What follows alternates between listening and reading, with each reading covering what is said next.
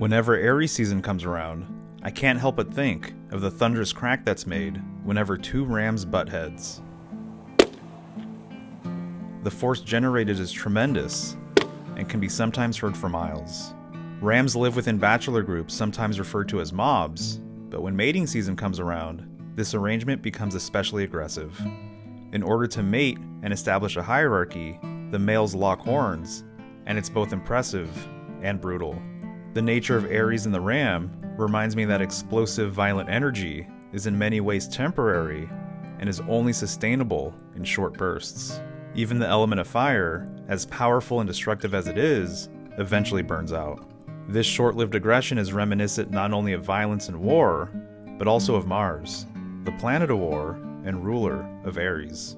With all of this in mind, I've always been intrigued with the fact that each clash is usually followed with a pause and reset from both rams. As you can imagine, the skull and horns of a ram are incredibly thick, giving it the ability to give and receive an exceptional amount of damage. To ram something means to hit it, and to go on a rampage is to behave recklessly and violently. As a way to invoke the mighty ram, some Roman battering rams were created with its likeness in mind. All things considered, it makes sense that the glyph for Aries represents the head of a ram, and it's the head that Aries corresponds with on the human body. Metaphorically, the head is known for leading the way, while the feet are known for trailing behind.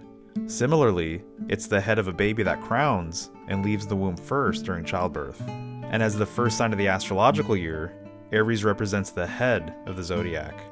In fact, it's believed that its explosive, fiery energy is what's needed to break through winter and kickstart a new yearly cycle in spring. As the head of the line, the ram charges forward and pulls the rest of the signs, which has been visualized as an animal pulling a chariot or wagon.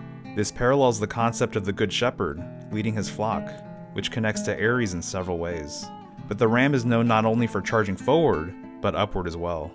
The climbing ability of the goat and ram is an important symbolic thread that exists between Capricorn and Aries. Both are cardinal signs and start new seasons. In the case of Capricorn, it's winter, and with Aries, it's spring. The ascension of the goat and ram symbolically represents the sun's climb upward from a cold, dark winter, and will continue until it summits at the summer solstice.